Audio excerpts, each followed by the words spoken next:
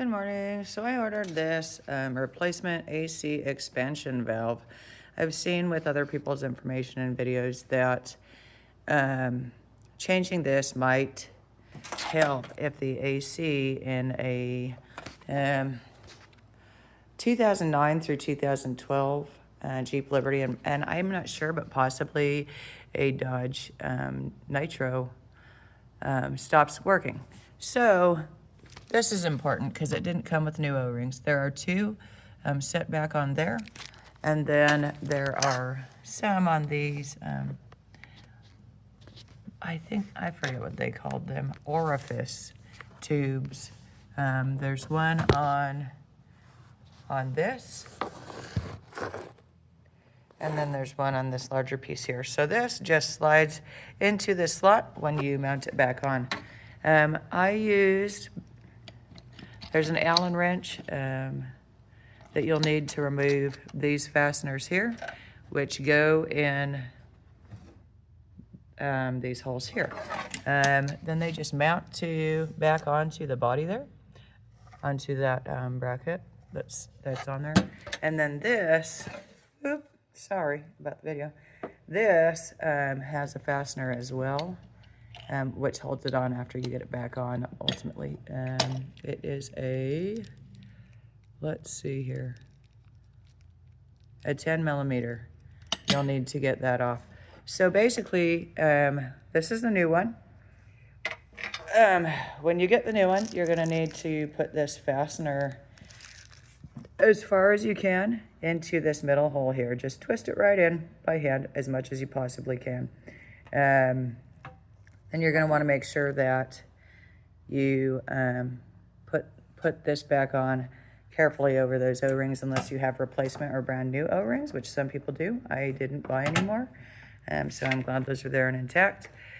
And then you just put that on there, reattach these two fasteners with the Allen wrench setting. So anyway, I use a 1/4 inch with this tiny small ratchet. Oftentimes you can do that when you have little bits like this. In case you didn't know, now you know. I also have a ratcheting screwdriver, which is extremely helpful. It really sometimes just depends on which one I have with me, and or the amount of space I have, I guess. A ratcheting screwdriver is an affordable tool, and I do recommend it often. Anyway, then you're gonna go ahead and mount this back into this, and then just slip it back on over and fasten it. I was wondering if there's gonna be a lot of discharge here from this that's coolant. There wasn't. There was hardly any. It does look like there is some sort of AC conditioner, which is recommended. I am hoping this will turn back, or that my AC will turn cold again. There is no real reason why it quit working. I wasn't really driving this car, and the weather turned to extremely hot here, and all of a sudden it didn't work. I know people screw with me a lot in my car, and there's a lot of carjacking in the city of Coeur d'Alene, which is probably the main problem. There are a lot of people that strip parts and then try to sell them or just put them on their car because they know it works. And it's weird they can do that, but they won't buy a new part. So there are a lot of menaces here. I'm opposed. Anyway, so that's the AC expansion valve. So I'm going to go ahead and put that back on, and then we'll see. There are not many differences between the old one and the new one. It's just a different brand.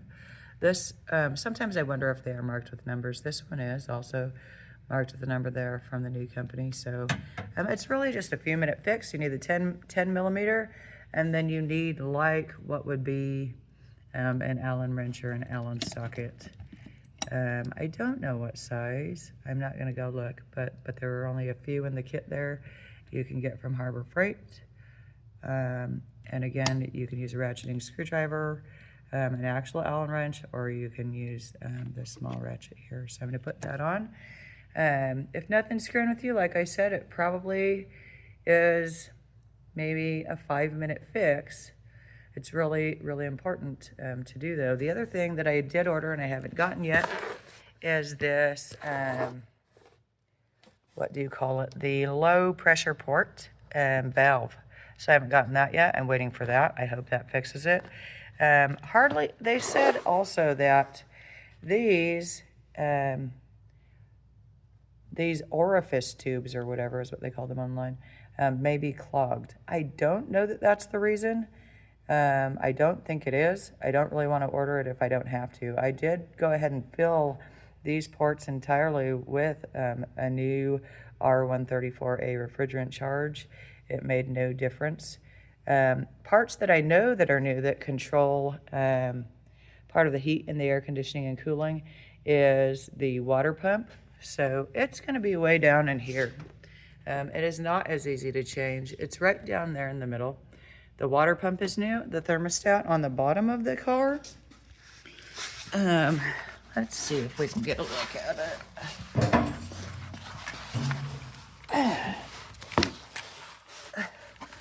So, let's see. I can't really get a good angle at it, but it is underneath the car here. And I'll have to look for it better. But it's going to be underneath the car here. So if you had to change that, you'd have to change or drain the radiator. So over there is going to be a drain plug. It's kind of annoying right there. And so it would have to be drain the radiator and all the coolant, change the radiator and the water pump, which is down there. So all this stuff comes off the front of the car. The reservoir tank, the thermostat, which is down there. And it's just a nuisance. So I know the radiator, the coolant, the water pump, the thermostat are all new, and my AC still worked fine.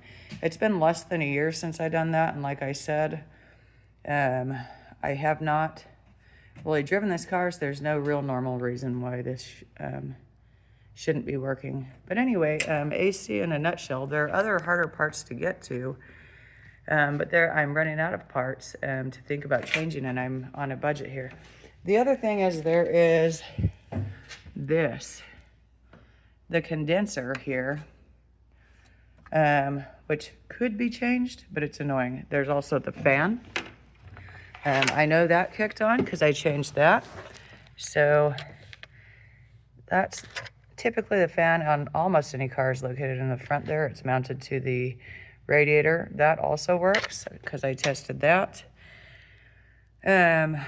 So the condenser, I don't want to change at all because it's just annoying to think about, but it might be part of it. Anyway, like I said, this seems like an easier fix. Some people said just changing this did get their AC to work. I looked online, it said sudden failure AC, maybe it's this. So this is a more affordable and easier thing to think about, and I'm going to change that today. What else? And then of course the low pressure port I'm waiting on.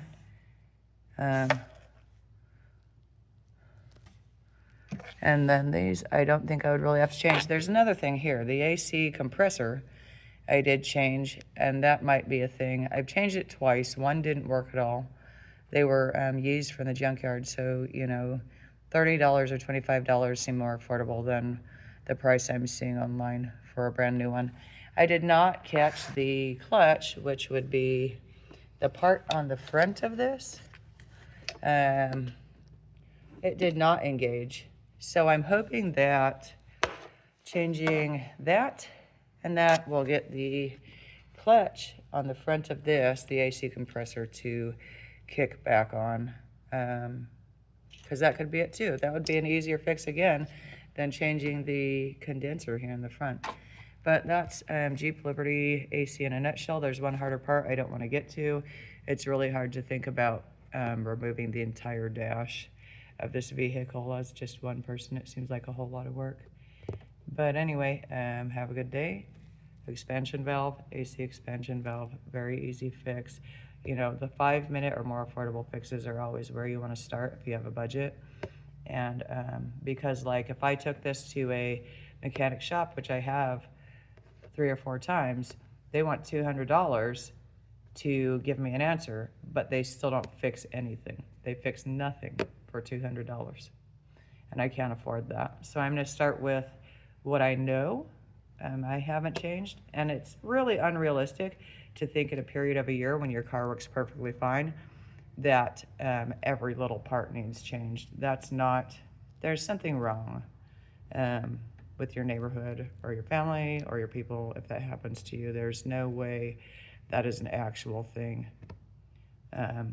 That's your own problem. It isn't. That's somebody else is making problems for you.